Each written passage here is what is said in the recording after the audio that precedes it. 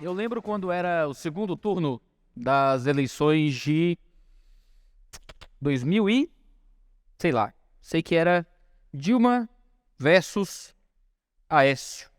E 2014, muito obrigado. Era o segundo turno e uma igreja na região da Aldeota, lá em Fortaleza, me chamou para pregar no sábado. Era sobre discipulado. Eu expus Mateus 16. Nada podia ser menos envolto de polêmicas políticas. Mas a região da Aldeota, lá em Fortaleza, é onde se concentra o principal ambiente de divulgação dos partidos. E certamente, antes do culto, houve bastante movimentação dos partidos, tanto da Dilma quanto do Aécio, ali, vésperas do segundo turno. Então, quando eu cheguei na igreja no sábado à noite para pregar, eu fui inundado de irmãos com adesivos e santinhos. Quando eu cheguei, que subi no púlpito para pregar o evangelho, eu olhei e havia na igreja metade dos irmãos com adesivos da Dilma e metade dos irmãos com adesivos do Aécio. E eu pensei, isso aqui vai dar ruim. Isso aqui vai ser complicado. Essa galera aqui vai se matar. Em breve. Então preguei o evangelho como fui convidado a pregar. Preguei, cantamos a última canção. E quando terminou o culto, eu vi uma coisa muito interessante. Eu vi irmãos sem rodinhas conversando em paz. Então os irmãos conversavam e tinham rodinha só com irmãos que votavam no Aécio, rodinha só com irmãos que votavam na Dilma, e a maioria das rodinhas mistas com pessoas de votos separados, alguns conversando sobre a pregação, alguns conversando sobre amenidades, alguns conversando sobre as eleições que aconteceriam no dia seguinte. Eu achei aquilo bonito. Bem bonito. Os irmãos aqui estão publicamente demonstrando o seu voto em um culto. Não é a coisa mais legal do mundo, mas tudo bem. Mas estavam em paz, interagindo como cristãos, chamando uns aos outros. Corta para 2022. Irmãos são expulsos de suas igrejas por causa do seu voto. Irmãos são excomungados, são proibidos de ceiar. Irmãos atiram com armas de fogo dentro da igreja em outros irmãos por causa de voto. O que é que mudou? O que é que mudou em nós para que agora a política se tornasse uma arma tão presente na igreja, se tornasse um recurso tão virulento e algo que afeta tanto o modo como nós nos relacionamos uns com os outros? Eu vou ler um texto, que eu acho que esse texto vai basear parte do que eu imagino hoje, está em Daniel capítulo 2. Eu não sei como é que é a sua escatologia, mas Daniel é um texto muito importante para mim. Daniel 2 fala sobre como o profeta via os reinos futuros. Daniel 2 é um texto muito político. E todo o livro do Daniel fala muito sobre reinos que viriam, reinos que estavam estabelecidos, e sobre como Deus lidaria com esses reinos. Em Daniel 2:4, nós vemos o seguinte. Eu não vou expor esse texto, mas eu quero usá-lo pelo menos para basear esse início. Daniel 2:4 diz: Mas nos dias desses reis, o Deus do céu levantará um reino que jamais será destruído e que não passará a outro povo. Esse reino despedaçará e consumirá todos esses outros reinos, mas ele mesmo subsistirá para sempre. Daniel fala de um reino que viria, e esse reino eterno, um reino que nunca seria destruído, que não passaria nenhum outro povo e que subsistiria para sempre, certamente é o reino de Cristo, é o nosso reino eterno, é aquilo que se consumaria em Cristo Jesus. Para Daniel, quando o reino de Cristo de fato se manifestasse, ele viria destruindo. Ele não viria em continuidade, mas ele viria em ruptura. Deus do céu levantará um reino, e esse reino despedaçará e consumirá os outros reinos. O problema é que parece que nós temos olhado para os reinos humanos e esperado que o reino de Deus se estabeleça de alguma forma a partir do nosso envolvimento aqui. E a partir do modo como nós nos envolvemos com as políticas desse mundo, nós achamos que somos agentes de uma coisa que é transcendental, quando muitas vezes não é. Os reinos deste mundo os reinos de Dilma e de Aécio, os reinos de Bolsonaro e de Lula, os reinos da direita e da esquerda, todos esses reinos, reinos progressistas e reinos conservadores, serão destruídos. Serão destruídos para o estabelecimento do único reino que nos pertence, que é o reino de Cristo, que é o reino de Deus.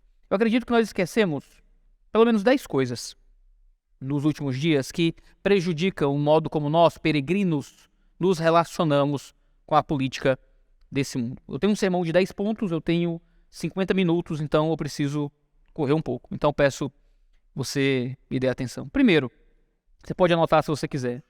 Nós esquecemos que a política humana não transforma corações. E o que eu mais tenho visto desses momentos de debate político é as pessoas acreditando que o envolvimento político de alguma forma contribui para que as pessoas sejam salvas, sejam mudadas e trazidas para perto da vida da fé. Nós achamos que por meio de políticos religiosos, políticos cristãos ou políticos conservadores, o mundo estará mais próximo de Deus de alguma forma. Mas não haverá mudanças reais no coração dos homens por meio de leis e decretos. Pensa no Antigo Testamento, pensa em Israel, em tudo aquilo que o autor aos Hebreus escreve. O autor aos Hebreus escreve que Israel tinha uma lei que era dada por Deus, tinha mandamentos civis dados por Deus, tinha mandamentos litúrgicos dados por Deus, toda a política de Israel era escolhida por Deus e guiada pelo próprio Deus. O que aconteceu? O coração deles não foi transformado. Porque na antiga aliança, você possuía um pacto externo que não era capaz de transformar de fato o coração. O que nós fazemos muitas vezes com a política humana é tentar emular um tipo de visão do Antigo Testamento. A gente usa até versículos aplicados a Israel para a nossa política. Feliz é a nação cujo Deus é o Senhor e coisas assim. Quando é um texto que fala sobre Israel como uma cidade escolhida por Deus. A antiga aliança não era poderosa para transformar corações, mesmo que a antiga aliança fosse uma aliança que regesse Israel a partir de leis civis divinas. Um governo cristão, um governo conservador, um governo teonomista, um governo que guie o mundo a partir dos ideais da igreja, não será um governo capaz de mudar corações. Porque o governo de Israel, guiado por Deus, não foi capaz de mudar corações. Porque o que muda coração é a atuação de Deus na nova aliança, através da pregação do Evangelho e da atuação do Espírito Santo. A política humana é incapaz de mudar corações, não importa o quão próxima dos ideais da fé eles sejam. Quando o autor aos Hebreus escreve Hebreus 10:16, ele diz: esta é a aliança que farei com eles, aqui citando Jeremias. Depois daqueles dias, diz o Senhor, imprimirei as minhas leis no coração deles e as inscreverei sobre a sua mente. A promessa da antiga aliança é uma promessa nacional, é uma promessa política. Eis que eu faço essa nova aliança com a família de Israel, com o povo de Judá. E as leis aqui escritas não são só leis morais. Ele está falando das leis que representam todo o Antigo Testamento. As leis cerimoniais, as leis políticas estavam dentro dessa nova aliança. O que acontece é que todas essas leis agora fazem parte do nosso coração. Não fazem mais parte da política nacional. É algo que Deus coloca dentro de nós para nos transformar internamente. Porque nenhuma agenda política humana tem poder para transformar o coração humano. O que é que transforma o coração humano? É o poder do Evangelho. E de onde nascem todos os conflitos sociais, senão do pecado? De onde vêm as guerras, os homicídios? De onde vêm os roubos e as corrupções? De onde vem a impunidade? De onde vem a sexualização de crianças? De onde vem a miséria e a pobreza? Vem de corações afastados de Deus. Então nós temos a única mensagem que pode transformar de fato aquilo que é a origem dos males do mundo, que é a mensagem do Evangelho, poderosa para transformar os corações de onde nasce os males à nossa volta. O problema é que nós queremos respostas fáceis, humanas, às vezes carnais. Não acreditamos no poder do Evangelho para transformar corações, acreditamos simplesmente que forças políticas podem solucionar todos os problemas do mundo. O mundo está como está por causa do pecado. Políticos têm respostas políticas, nós temos a resposta que transforma o real problema do mundo. Em segundo lugar, nós esquecemos que a política humana não instaura o reino de Deus. Veja, quando a gente olha para a mensagem de Jesus, que Jesus é um pregador do Evangelho, que Jesus trazia a mensagem do reino, ele deixa claro em João 18:36 o seguinte: o meu reino não é deste mundo. Se o meu reino fosse deste mundo, os meus ministros se empenhariam por mim para que eu não fosse entregue aos judeus. Mas agora o meu reino não é daqui. O que Jesus está deixando claro é que se o reino dele fosse um reino humano, em competição aos reinos desse mundo, os seus discípulos estariam lutando com armas humanas, com ferramentas humanas, para estabelecê-lo de forma humana. Os seus discípulos lutariam em uma guerra para impedir que um outro líder político reinasse sobre ele ou vencesse sobre ele. Mas Jesus deixa claro que ele não entra nas guerras políticas humanas. Ele está além disso. Então, quando nós falamos sobre a nossa participação nos reinos desse mundo, quando nós falamos sobre a nossa participação como cristãos nesse mundo político, o nosso voto, as nossas pautas, as nossas crenças, nós não estamos falando do estabelecimento do reino de Deus. Nós não estamos falando do estabelecimento do governo de Cristo, porque o governo de Cristo, porque o reino de Deus não se estabelece segundo os princípios dos reinos desse mundo. Então os ministros dele não agem se empenhando para que ele governe segundo os reinos desse mundo. É por isso que pastores não trocam pregação do evangelho por pregação de políticos. É por isso que a igreja não troca ser embaixadora do reino na pregação da palavra para pregar políticos. É por isso que a gente não troca o folheto evangelístico pelo folheto do político. Porque nós somos embaixadores de outro reino. Nós somos enviados de uma outra nação. Nós nos esforçamos pelo estabelecimento de algo muito maior. Defender pautas morais não é defender o reino de Deus. Lutar por boas decisões políticas não é defender o reino de Deus. Eleger políticos conservadores não é defender o reino de Deus. Votar por um candidato que fale bem da igreja não é defender o reino de Deus. O reino de Deus existe em oposição aos reinos humanos. Os reinos dos homens existem em ruptura aos valores do reino de Deus. O reino de Deus não é deste mundo. O simples fato de um poder político existir como um poder humano já o coloca em oposição ao que é o poder de Deus, o reino de Deus, que é um reino para além desse mundo. Nós não usamos os métodos da política humana para estabelecer o reino do Senhor. O reino de Deus é estabelecido não pelos candidatos, não pelos partidos, mas pela igreja sendo usada por Deus, não pelo estabelecimento de um poder político, mas pelo estabelecimento da transformação dos corações pelo poder do evangelho.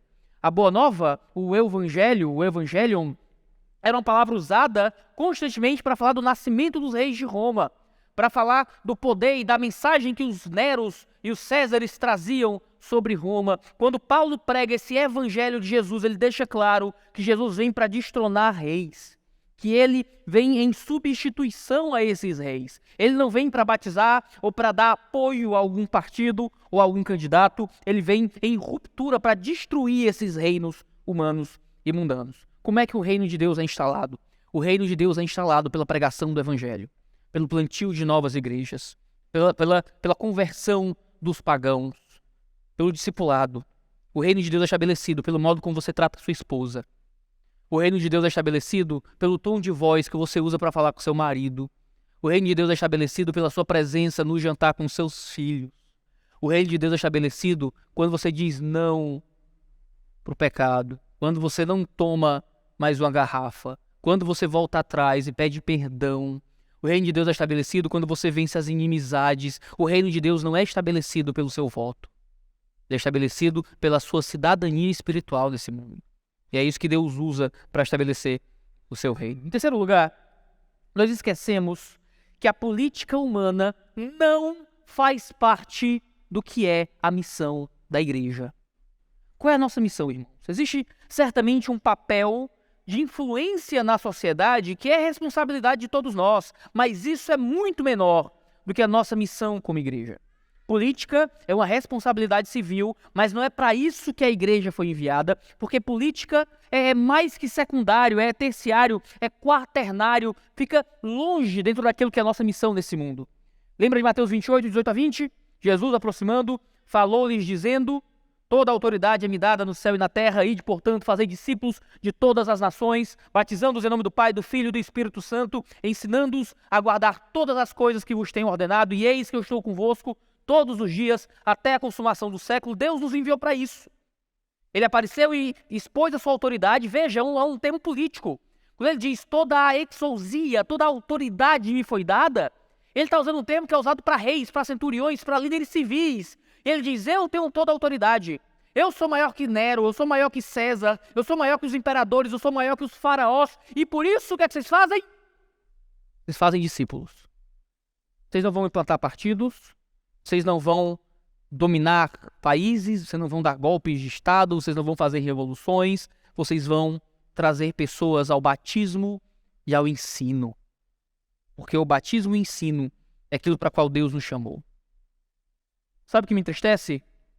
É que muitos de nós, em igrejas conservadoras, assumimos um tipo de teologia da libertação de direita.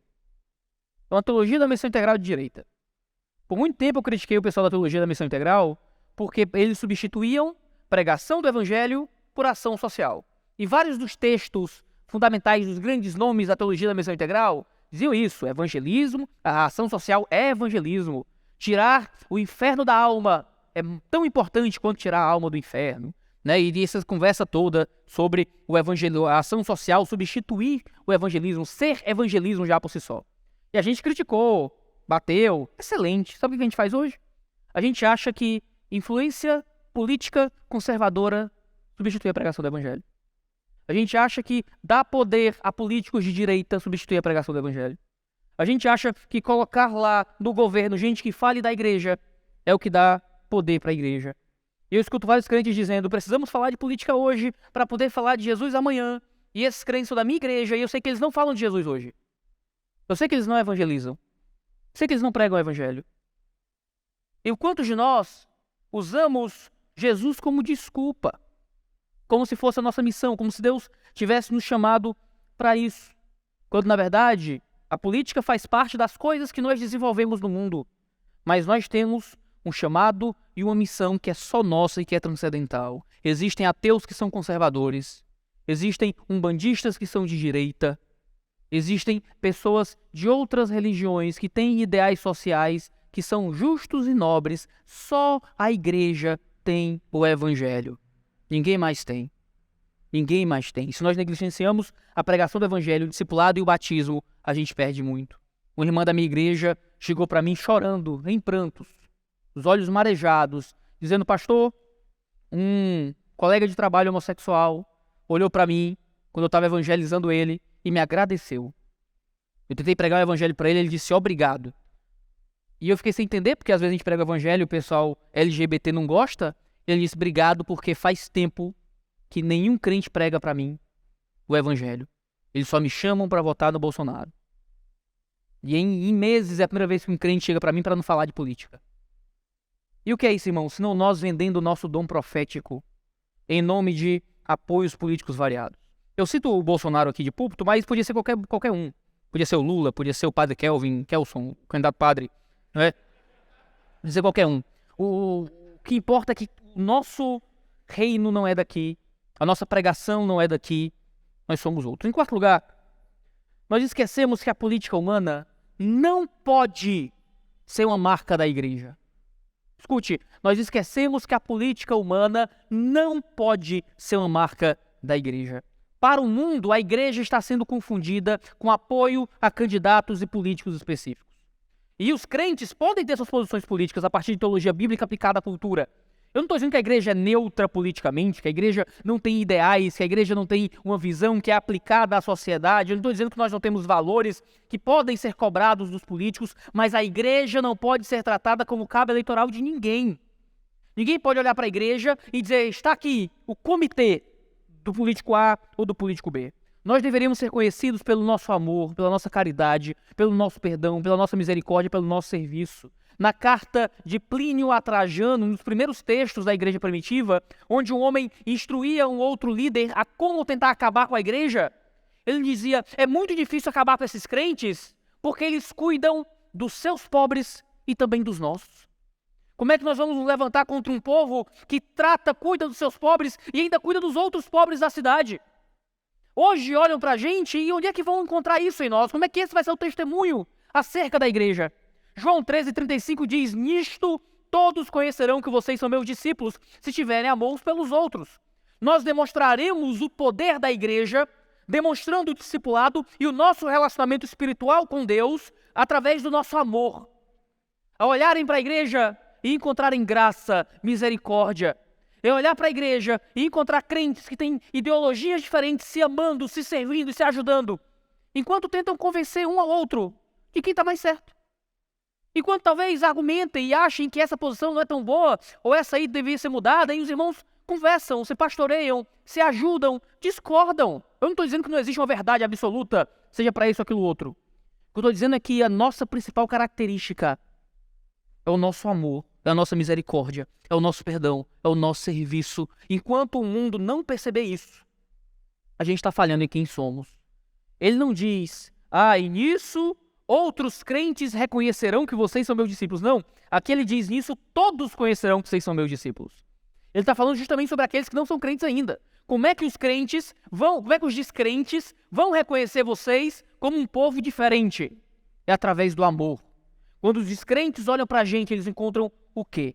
Em tempos de eleição, em tempos de guerra política, em tempos de violência política, nós deveríamos ser um marco da misericórdia, um marco do amor.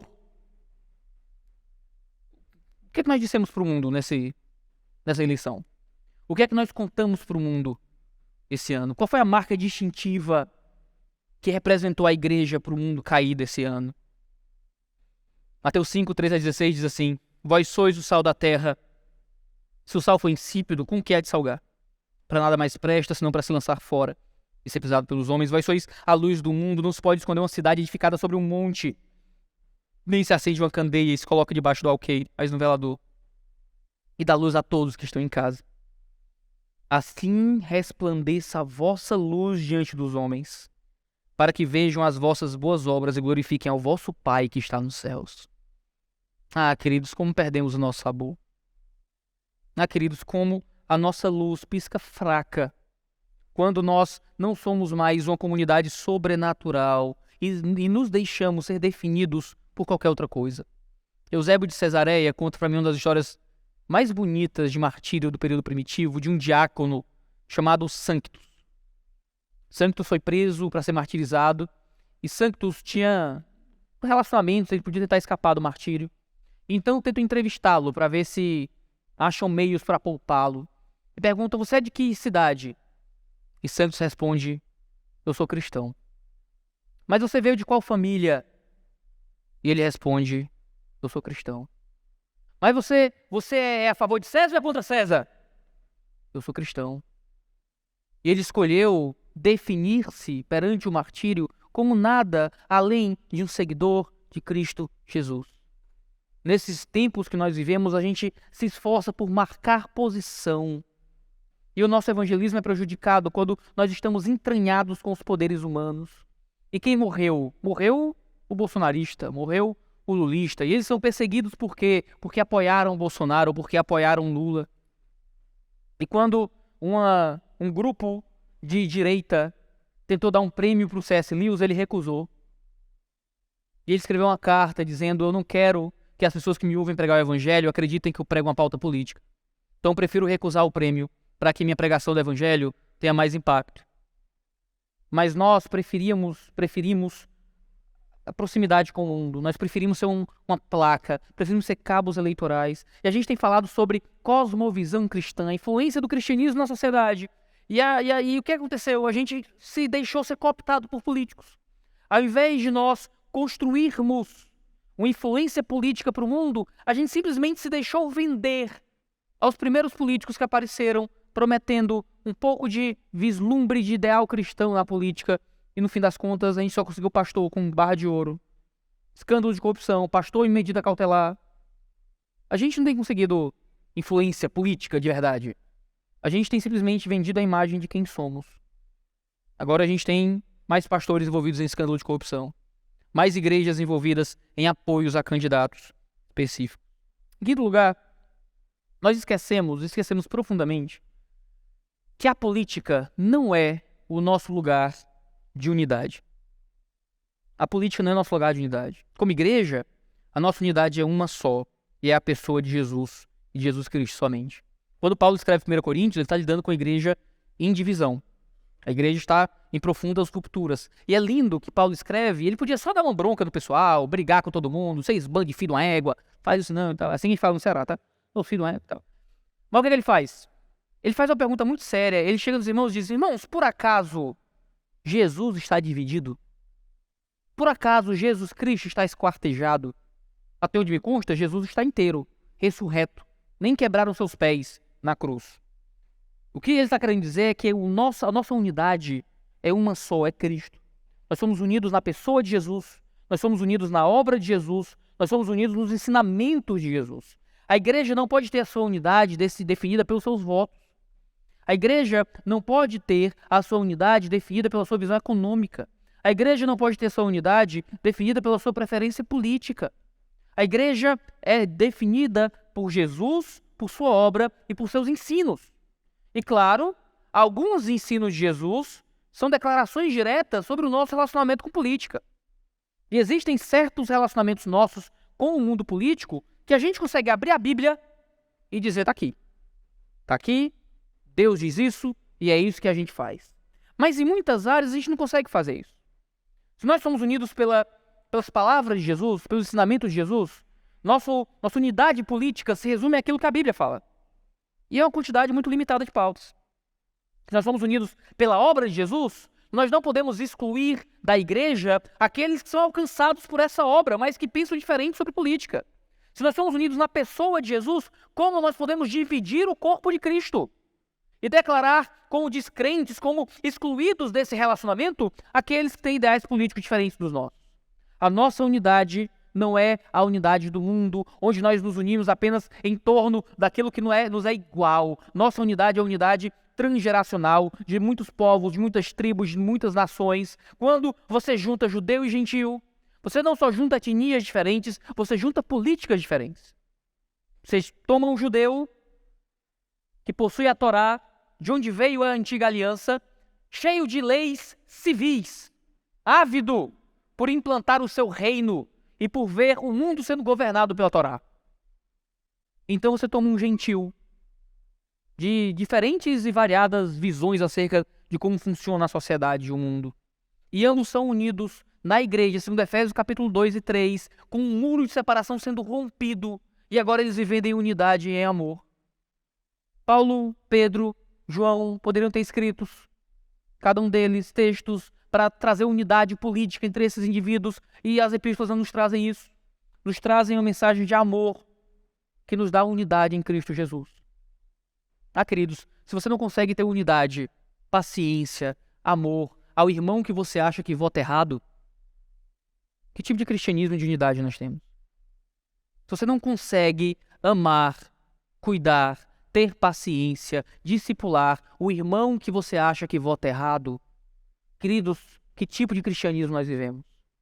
Jesus ordenou que a gente orasse por quem nos persegue, que a gente amasse quem nos maltrata, que a gente fosse generoso com quem nos rouba, que a gente perdoasse 70 vezes 7 por dia, e a gente não consegue tratar como irmão quem a gente acha que vota errado. Onde é que está a nossa unidade de fato?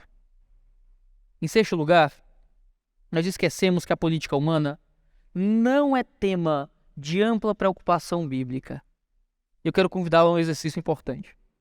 Os cristãos na Bíblia viviam sobre perseguição pública.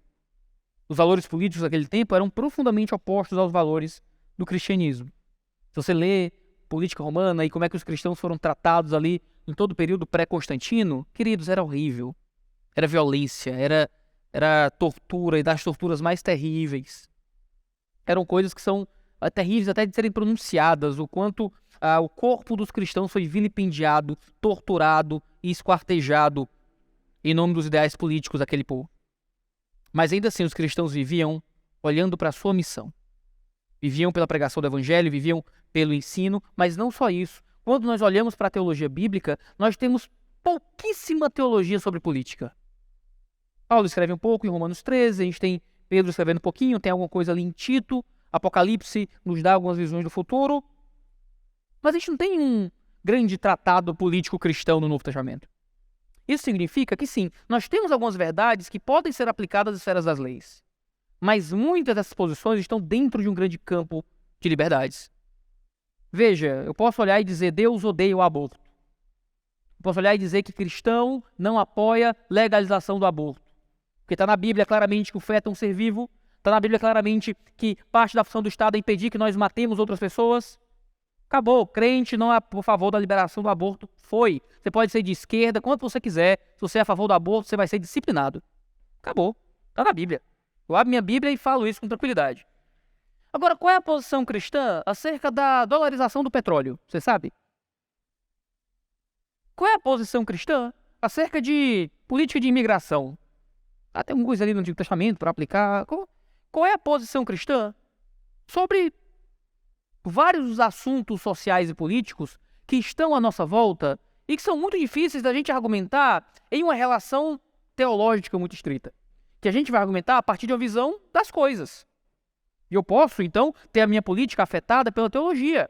Um cristão não pode ser revolucionário. Está na Bíblia, Romanos 13 e acabou.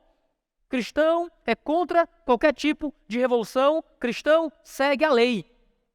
Então, chega na minha igreja um cristão que se diz comunista. E eu chamo lá para casa. E eu vejo a minha biblioteca, mostro ali os livros para ele. Eu tenho o Capital completo, hein? Então, todo o Capital de Karl Marx foi caro. Muito caro. O Capital de Karl Marx. E a gente bate papo e tal. E eu sento com ele e eu pergunto, cara, comunismo? Não, comunismo e tal. Cara, e tomada violenta dos meios de produção? É isso? É matar patrão? Como é que é? Aí ele dá uma murchada. Pastor, isso aí não tem como não. Isso aí não dá. Agora, como é que eu converso com ele e tento convencê-lo pela Bíblia sobre luta de classes, sobre outros assuntos? Talvez eu tenha que não discutir com ele teologia, mas discutir com ele história, discutir com ele sociologia. Ele está num campo de liberdade que talvez ele esteja errado. Eu acho que ele está errado. Mas eu preciso ter um jeito de pastorear e amar quem eu acho que está errado. Eu não posso dizer que ele está em pecado porque acredita que os bens devem ser de todos. Eu acho só que ele está errado. Eu não acho que ele está em pecado. Eu acho que ele tem uma visão política ruim. Mas eu acho que ele tem que ser pastoreado e não excomungado. Porque a Escritura não me dá autoridade para proibi-lo de pensar diferente de mim em política. Me dá autoridade para proibi-lo de pensar diferente de mim, aliás, de pensar diferente de Deus, a palavra. E onde eu conseguir abrir a minha Bíblia, e apontar o texto e dizer, cara, você não pode crer nisso, você não pode acreditar nisso, viver assim, porque Deus disse isso. Eu tenho autoridade para disciplinar, para seguir, para mostrar o caminho. Mas veja, na maioria dos assuntos que viram guerra e briga entre irmãos, entre pastores e membros, que vira discussão em redes sociais, não é naquilo que a gente pode abrir a Bíblia e discutir. Veja, calvinistas e arminianos conseguem viver em paz. Presbiterianos e batistas, tradicionais e assembleianos podem viver em paz. Crentes que preferem liberdade econômica, crentes que preferem algum nível de distribuição de renda, podem viver em paz, mesmo discordando. O que eles precisam é de unidade nos pontos teológicos centrais. O que a gente precisa é de um ambiente maior de ensino teológico, de aplicação da palavra de Deus às várias áreas da vida, para construirmos uma boa teologia bíblica da política. Mas nós não podemos entrar em guerra naquilo que não é amplo campo de preocupação da própria Escritura. Nós somos homens e mulheres da palavra. O problema é que somos homens e mulheres da palavra, vírgula. A não ser que o tema seja política. Aí eu comprei um pacote fechado, eu sou de direita, e quem não for de direita é do mal. E a gente vê, né, pastores que declararam voto para o Lula foram perseguidos por membros de sua igreja. Pastores que declararam voto para o Bolsonaro foram perseguidos por membros de sua igreja. Pastores que não declararam voto em ninguém foram perseguidos por membros de suas igrejas. Porque a igreja não está tomando posição em partido e a nossa igreja precisa definir o que é que ela crê. Ô irmãos, a gente definiu, tá aqui o credo apostólico, ó. Tá tudo aqui. Mas você é um isentão. Não, mas tá aqui, ó. Tá na Bíblia, tá aqui, ó, a teologia, tá aqui a confissão de fé da igreja, tá aqui, ó. A gente não é isento, a gente tem uma posição. A nossa posição é que nós somos de outro reino. Mas às vezes não é o bastante. Que a gente abandonou a centralidade da palavra. A gente crê em sola escritura até a linha 2. Aí a gente quer que a igreja assuma aquilo que a gente gosta e prefere, sem força de defesa pela palavra. Em sétimo lugar, nós esquecemos que a política humana não é um local de exceção à moral cristã. Porque a moral cristã nos guia. A moral cristã nos guia. Nós entramos nesse mundo para brilhar a nossa luz. Em Romanos 12, 21, nós lemos, não se deixe vencer pelo mal, mas vençam o mal com o bem. E ele escreve isso logo antes de falar sobre o governo. É Romanos 12, 21, é no fim de Romanos 12. Então ele fala, sejam sujeitos às autoridades. No mundo político, nós ainda vivemos debaixo das regras de Deus. Mas eu conheço irmãos que são dóceis, mansos, educados, corteses, mas que quando estão nos stories do Instagram, brigam, humilham, mentem, xingam por causa do seu candidato. O que me espanta é que, nesse tempo de eleições, eu tive que apartar a briga de gente sensata. Apartar a briga de gente tranquila. Não é gente que chega na igreja brigando. É gente que pede por favor, que fala com licença, que sorri e que é educado. Ah, querido, mas chegou no tema política, encostou no ídolo, falou mal do seu Deus. O pau quebra. O pau quebra. E possuem ódio de quem vota no outro. Desejam a morte do candidato da oposição. Não se importam se a notícia é verdadeira ou falsa. Tratam como vilanescos não o outro candidato, mas o irmão que vota no outro candidato. E começam a viver uma caça às bruxas. E agora, se você qualquer um que critique o governo atual, faz o L. Pois agora faz o L aí, votou no Lula, faz o L, a culpa é sua. A culpa é sua. Não, a culpa é dele que tá lá, eu não fiz nada, não votei em ninguém, eu tenho no Padre Kelson. Entendeu? Não tem nada a ver com isso, tá? Mas aí agora é uma caça às bruxas. Quem votou em quem? Veja, agora a caça às bruxas, né, acontece por quem votou em um candidato, mas antes também tinha isso. Eu lembro claramente do período de caça às bruxas a qualquer um que votou no Bolsonaro. E eu lembro claramente na pandemia, quantas mensagens eu recebi de gente dizendo, a culpa é sua. Tá vendo as mortes na pandemia? A culpa é sua.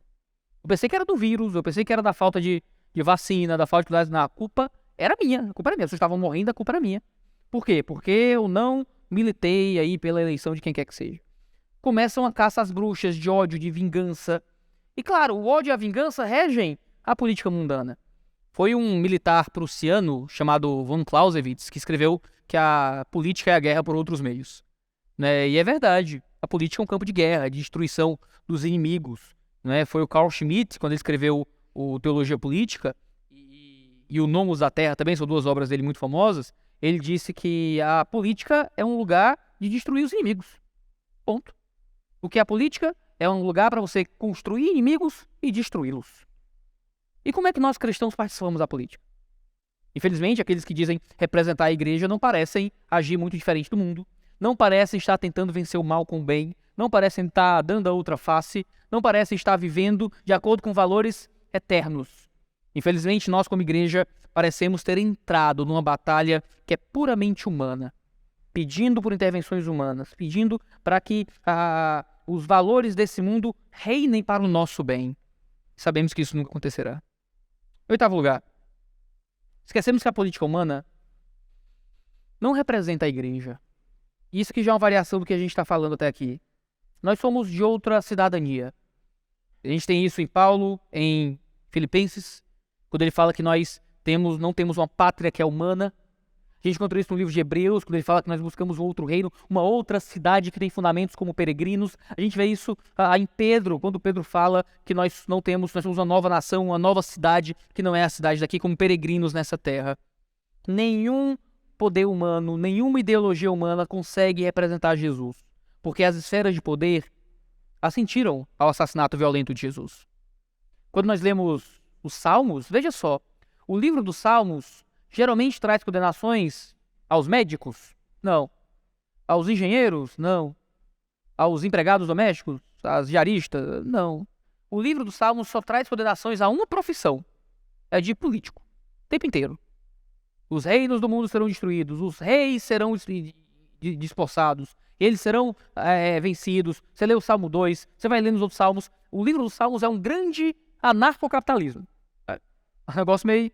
O Deus virá e vai acabar com os governantes. Deus virá e vai destruir os líderes humanos. A linguagem é muito forte. Por quê?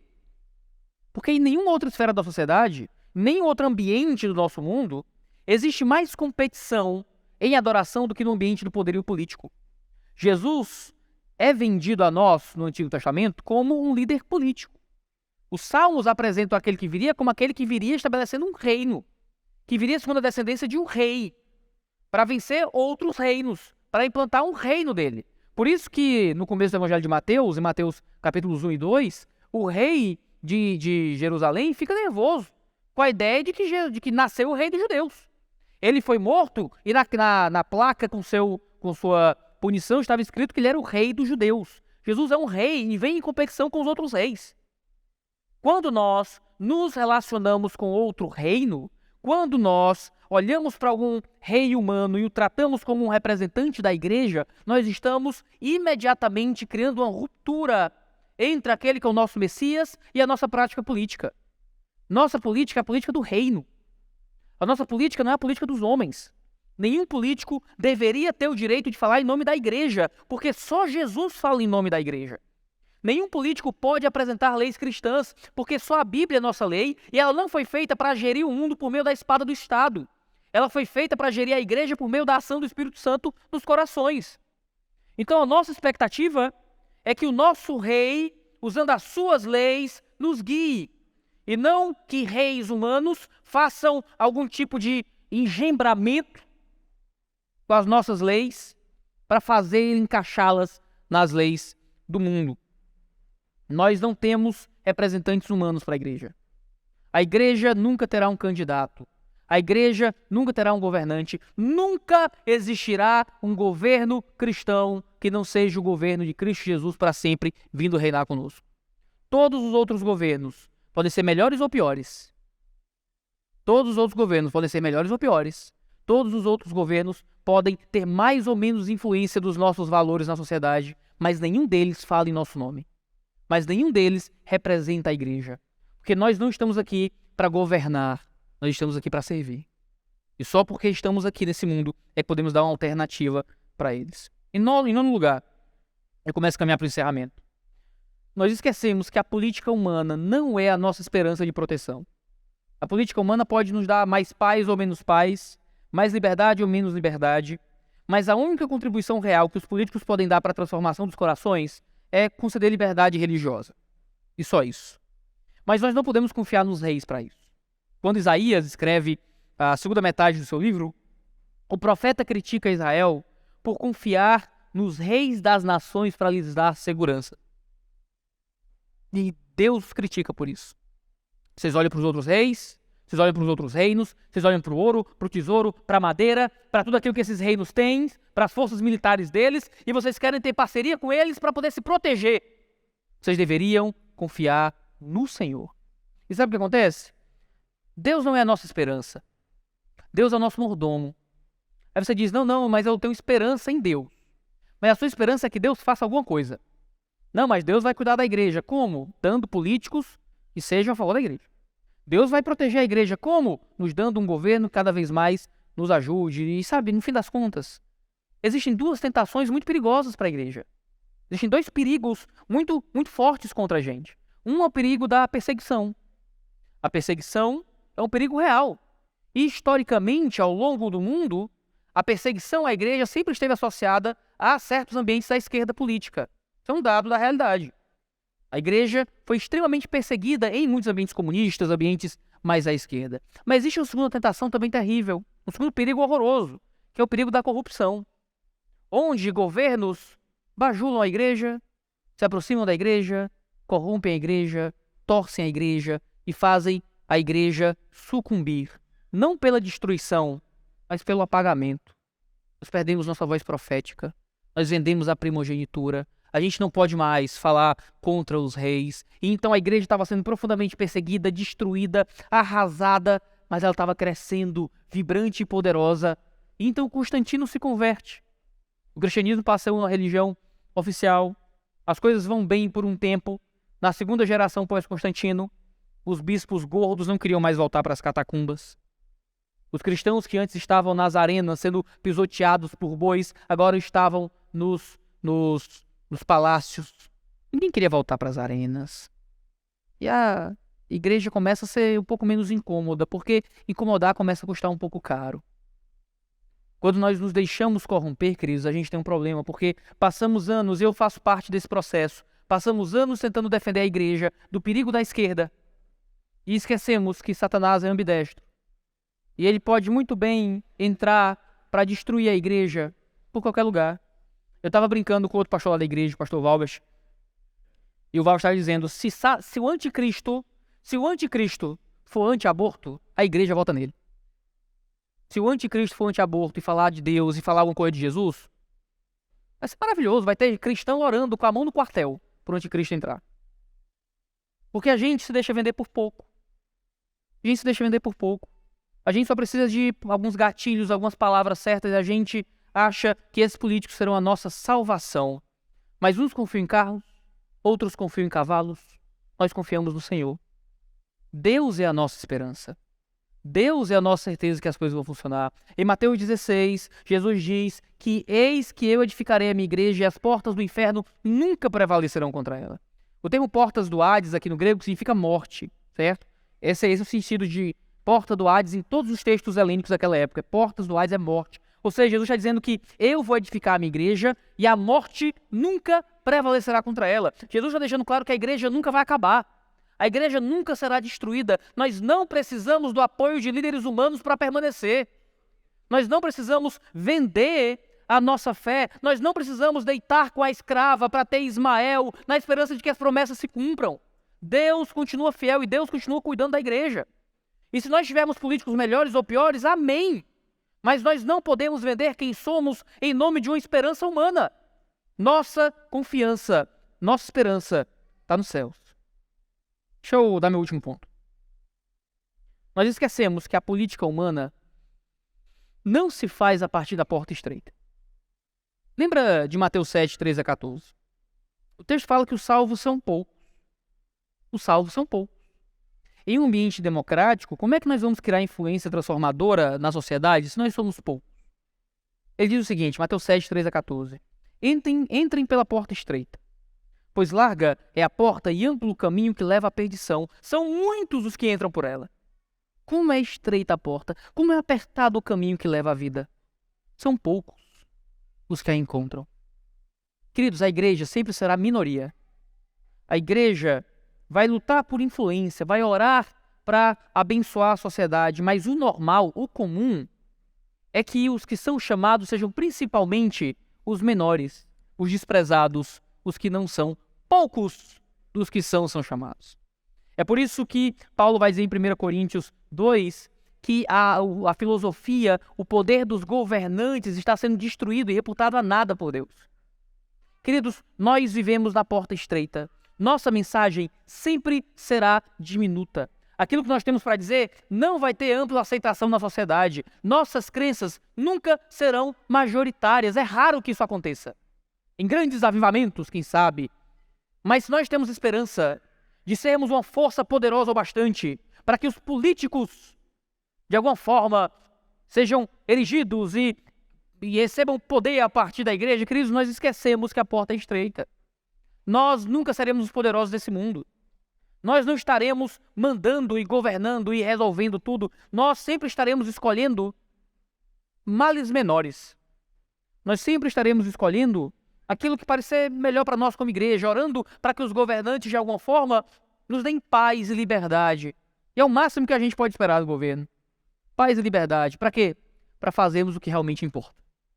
Para pregarmos o evangelho e servirmos a essa sociedade e aqueles que realmente precisam de nós. Queridos, nós somos outro povo. Nós somos para além daqui. Nós não somos dessa terra. Nós temos outras leis. Nós temos um outro rei. Nós vivemos ansiosos por outros hábitos. Nós divulgamos uma outra vida. Isso tem que entrar no nosso coração. Querido, essa terra, se nenhuma nação é a nossa pátria, o que é esse mundo senão o nosso exílio? Se nós estamos aqui por enquanto para levar a mensagem do evangelho, queridos, por que é que nós nos apegamos às coisas dessa vida? Por que é que nós não nos deixamos ser reconhecidos como um povo sobrenatural? Quando nos vendemos aos poderes desse mundo, nós perdemos isso.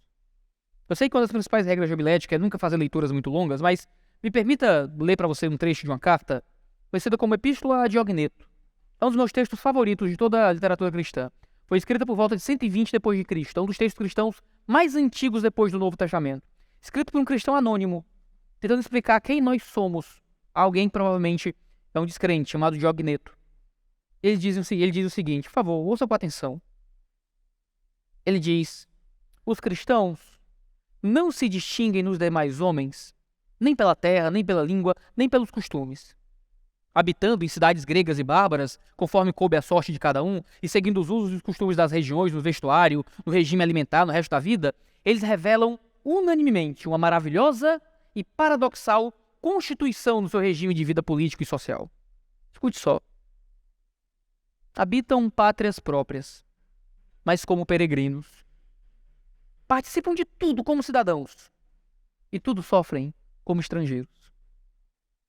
Toda a terra estrangeira é para eles uma pátria, e toda pátria é para eles uma terra estrangeira. Encontram-se na carne, mas não vivem segundo a carne. Moram na terra e são regidos pelo céu.